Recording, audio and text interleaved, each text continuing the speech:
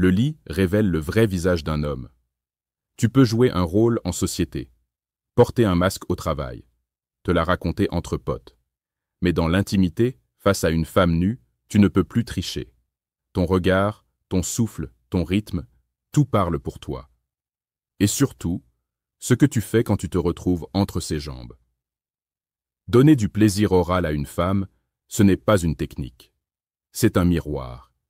Il te montre si t'es un homme qui maîtrise, ou un garçon qui cherche à prouver. Aujourd'hui, on ne va pas parler de trucs pour la faire jouir. On va parler d'attitude, de posture, de vérité masculine. Es-tu capable de dominer ta propre impatience pour mieux l'honorer? 2. Ta précipitation la recoupe. Beaucoup d'hommes vont trop vite. Ils veulent des résultats immédiats. Mais une femme ne s'offre pas à l'agitation. Elle s'ouvre au calme. Exemple.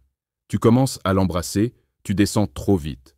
Tu penses elle va aimer, mais tu vas trop fort, trop direct.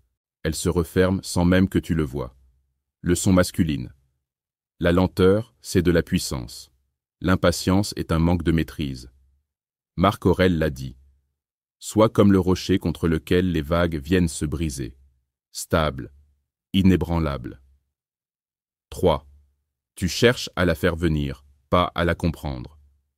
Tu crois que ton job, c'est de lui faire atteindre l'orgasme. Faux. Ton rôle, c'est de lui créer un espace où elle peut s'abandonner, en confiance. Exemple. Tu fais ce que tu as vu dans un film, mais t'écoutes pas son corps. Elle bouge, mais tu continues pareil. Tu crois être bon, mais t'es juste sourd. Vérité masculine. Ce n'est pas ta langue qui la fait jouir. C'est ton écoute, ton attention, ta présence. Si ce que tu entends résonne en toi, abonne-toi à cette chaîne. Ici, on parle entre hommes, sans filtre et sans flatterie. 4. Tu n'es pas là pour toi. Beaucoup veulent donner du plaisir, mais pour flatter leur ego. Ils veulent t'entendre. Waouh, t'es trop fort. C'est de la masturbation déguisée. Exemple, tu lui poses la question « C'était bien ?» Après. Pourquoi? Parce que tu voulais un bon point, pas parce que tu voulais l'élever. Leçon. Quand tu es là pour ton ego, tu ne fais que prendre. Quand tu es là pour elle, tu deviens un homme qui donne, sans condition. Dieu aime celui qui donne dans le secret, même au lit. 5. Le désir n'est pas sale, mais sacré. Tu crois peut-être qu'en tant qu'homme sage, fort, viril, parler de sexe est indigne. Erreur.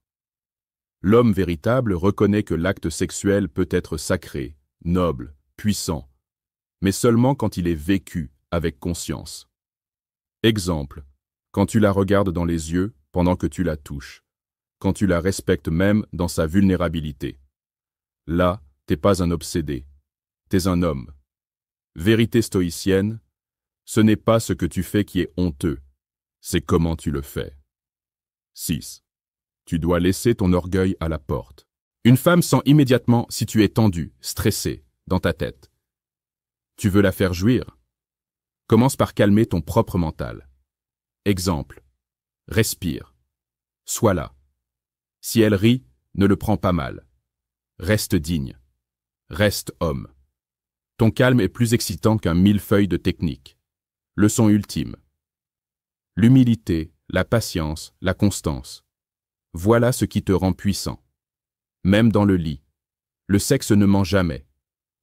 Tu peux lire la Bible, les stoïciens, écouter des coachs. Mais ce que tu fais dans l'intimité révèle la vérité de ton cœur. Es-tu capable d'être lent dans un monde pressé? Présent dans un monde distrait? Respectueux dans un monde égoïste? Ce n'est pas ta virilité qui te définit, c'est ce que tu en fais. Abonne-toi à s'aimer en sagesse si tu veux devenir un homme complet, fort, maître de lui, capable d'aimer avec grandeur. Un homme fort, c'est un homme qui sait quand donner et comment honorer. Tu veux être ce genre d'homme? Commence par apprendre à ne plus courir, même au lit.